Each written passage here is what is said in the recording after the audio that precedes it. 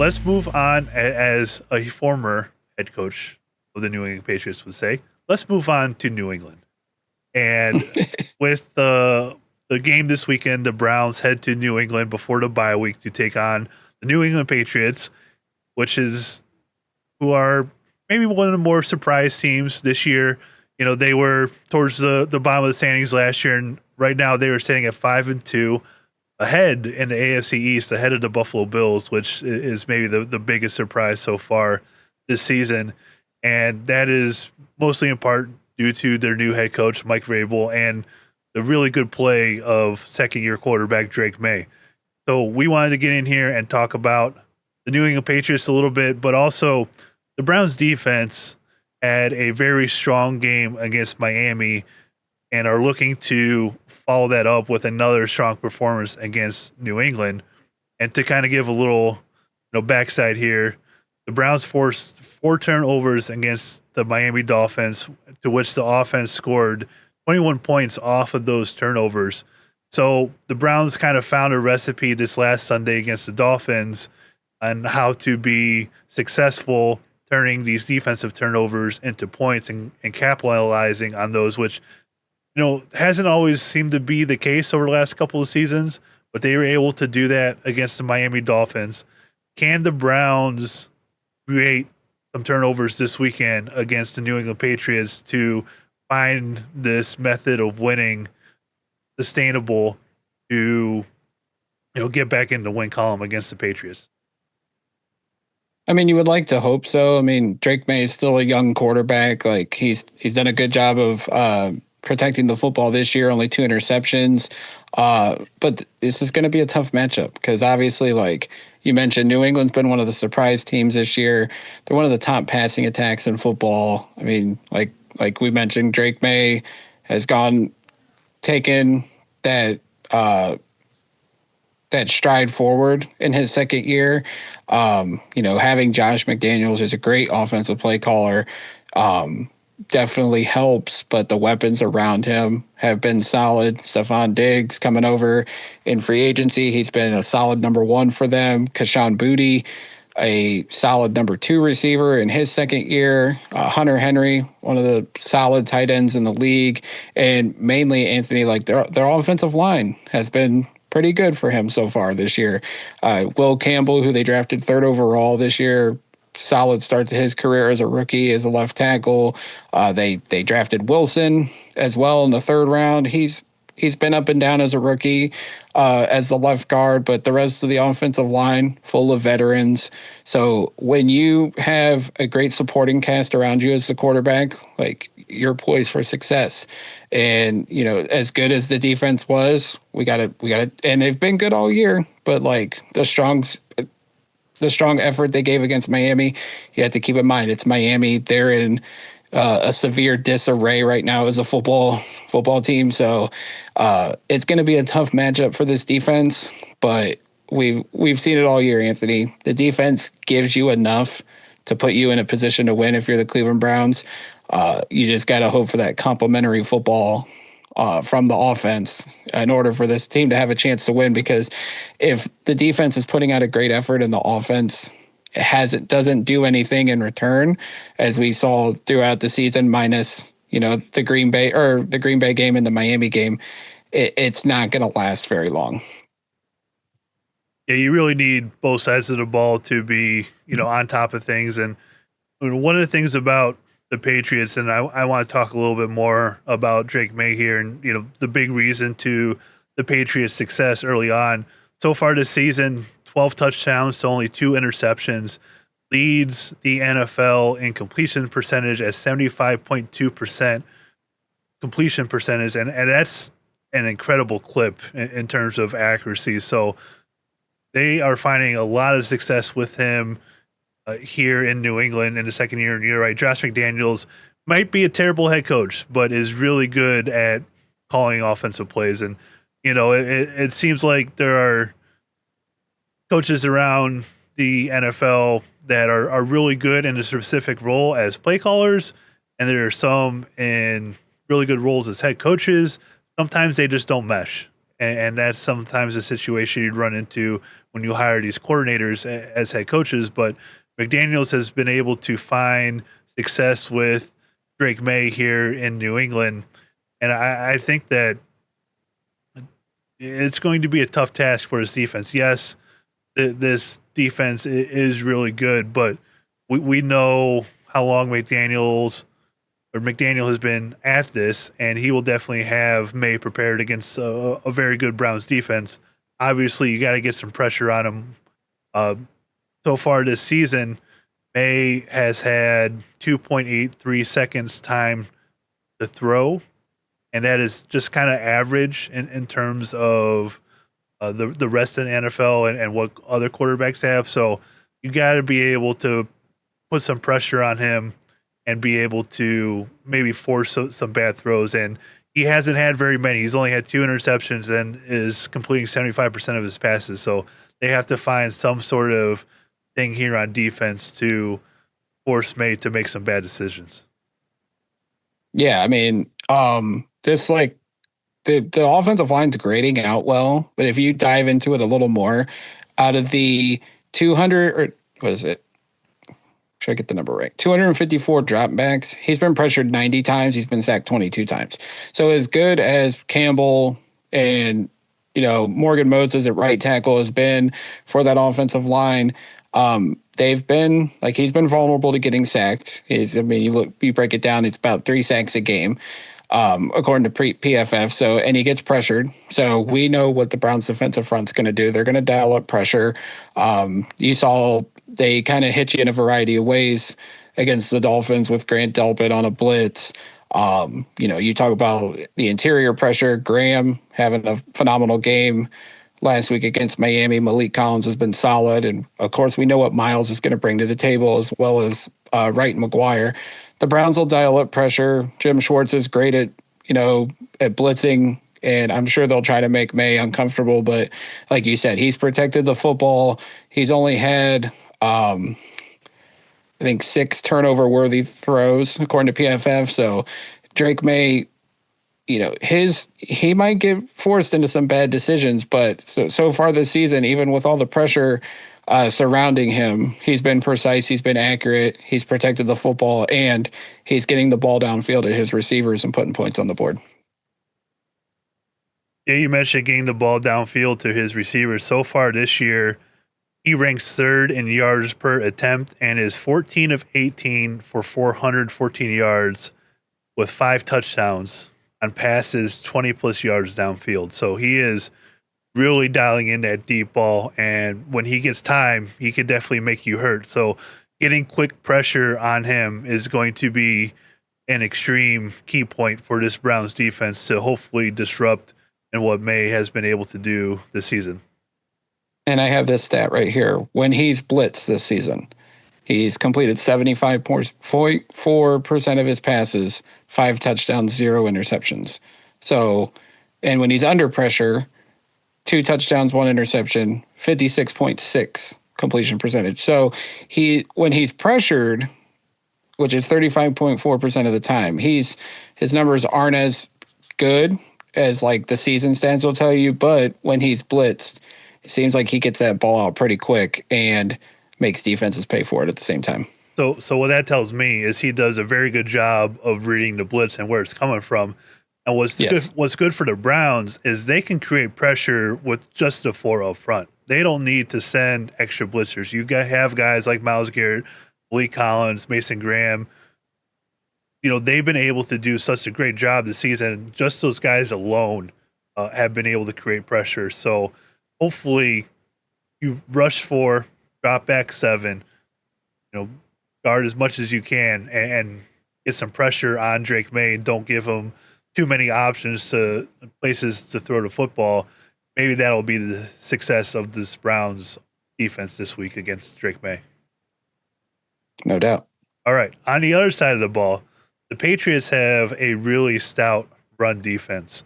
They have not allowed a 50-yard rusher this season, and we are hoping that Quinshon Judkins will be the first. So through the first 7 games, they are 3rd overall in rushing yards allowed, which is 540. and they are ranked third in yards per attempt at only allowing 3.4 yards per carry. So Quinshon Judkins against Miami, had, I think the final total was 76 or 78 yards, 3 touchdowns in that game. And we expect a repeat performance from Quinshon to be able to attack this Patriots defense, which has been very stingy against the run this season. I mean, and this is not to take away from Quinshon Judkins' performance because, the touchdown was phenomenal. The fact that they schemed up Wildcat and goal-to-go situations on Sunday, great game plan by Stefanski, and credit goes to Tommy Rees and Mike Bloomgren because they're the ones that threw it out to Stefanski when they were finalizing the game plan last week. But when you break it all down, Anthony, it was 25 carries for 87 yards and 3 scores. You take the one long touchdown away. Miami shut down Quinshon Judkins. And I feel like that's been the MO of the opposing defenses because I think they understand they're not taking Dylan Gabriel seriously. I don't think they take either rookie quarterback seriously, which isn't a slight at Shador. It's just facts. They know if you want to stop the Browns offense, stop the run. And granted, that's in part to the struggles of the offensive line as well. So I think Quinshon has the ability to bust a game open, much like he did against Miami. And he could do it against the defensive line of New England because they're good. I'm not going to take that away. Their linebackers are solid as well, but Quinshon is a game changer because of his elusiveness, because of his ability to make a big play in the game. But until they do it and do it efficiently in the run game, I would probably go with the opposing defense just because they're going to game plan to make sure that they stop Judkins. And until Judkins can, break through and stop an opposing defense, it's going to be hard for them to want, for the running game to be taken seriously, for the offense to be taken seriously, because we know what defenses are going to hone in on. And it's going to be hard for Judkins to consistently run the ball at 4 or 5 yards a clip, knowing the defense is going to be honed in on trying to stop him.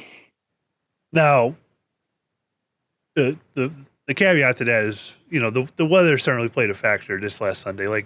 They knew the Browns were going to run the ball as much as they could. They weren't really going to throw it a whole lot, and they just loaded up that box. So when he finished averaging 3.4 yards per carry on Sunday, kind of expected in that aspect. However, we saw against the Vikings, he was over 5 yards to carry. Ravens over 6 yards to carry. So there's definitely the opportunity for Quinshon to, have more of an impact in terms of, yards per carry against a very tough defense.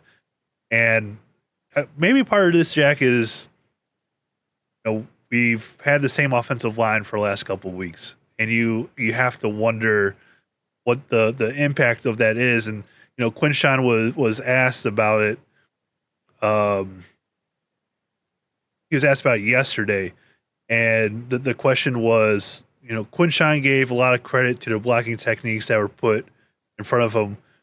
When you look at the offensive line and the changes it's gone through with injuries and all of that, does it feel like over the weeks of dealing with that, they've started to gel together? And is that part of what we saw? And Kevin Stefanski answered, that's certainly the hope. As you guys know, if you can have all 5 play for a bunch of time or entire season, that's the ideal, of course, because it helps from a communication standpoint, that type of thing. But no different than talking to, they had talked earlier to Mary Kay about constant improvement. He said it's for young players, but it's all for our guys. And it's our guys when sometimes you're in and out of the lineup, making sure that when you do stabilize it, that you get the ability to get better weekly. So over the last couple of weeks, they've been able to have this same offensive line out there.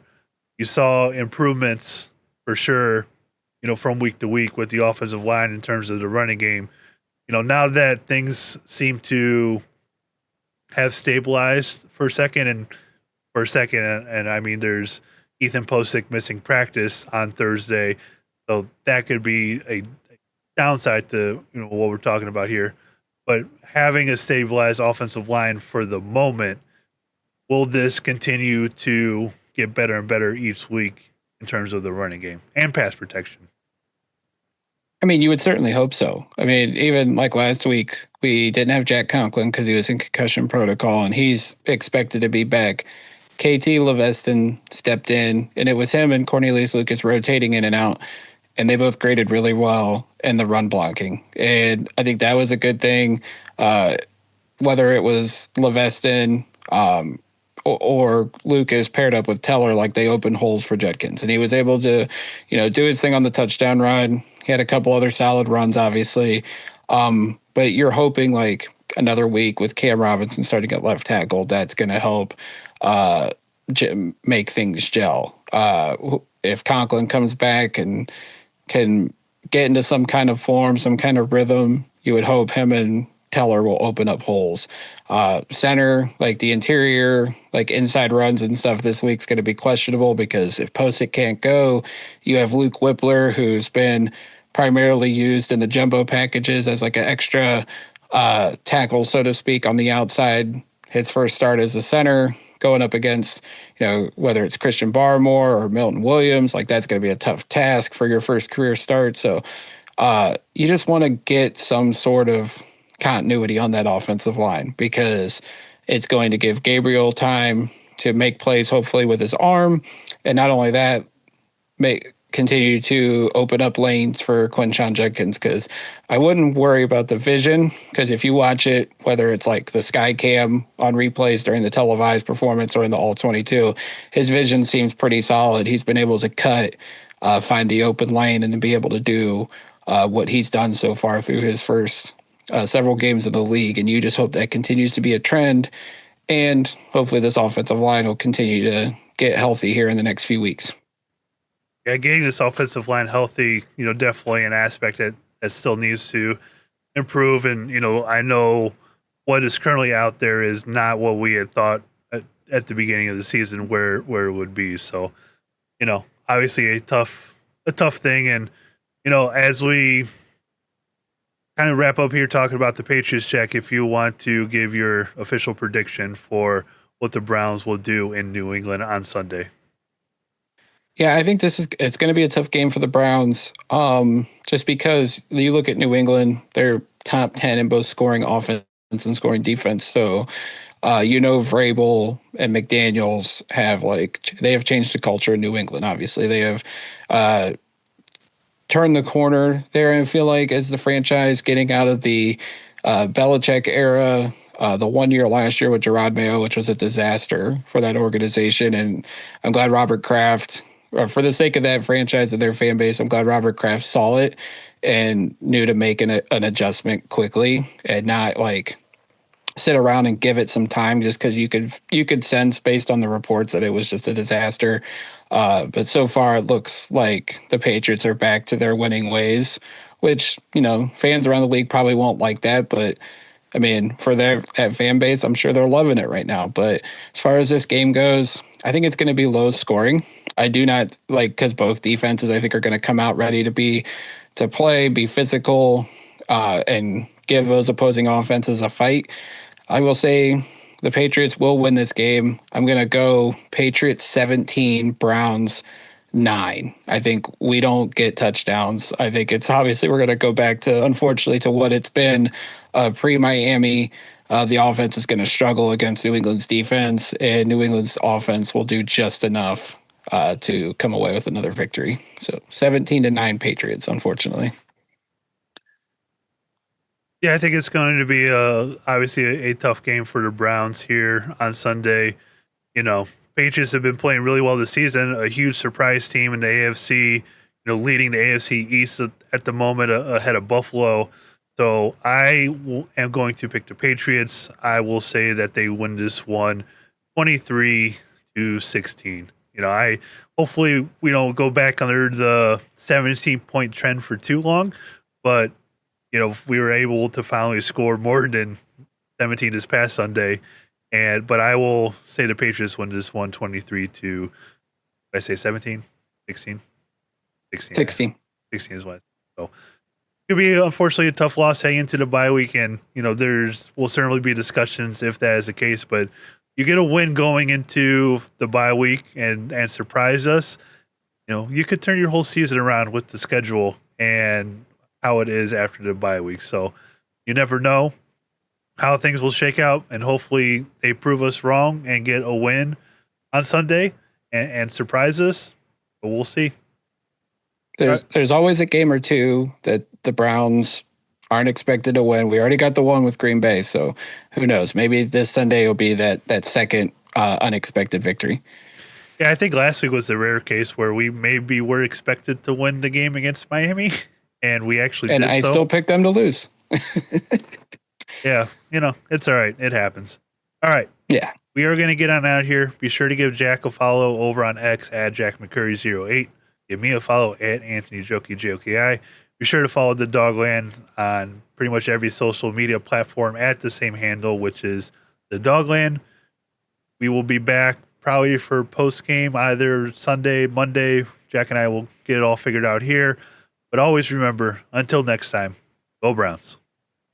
Go Browns.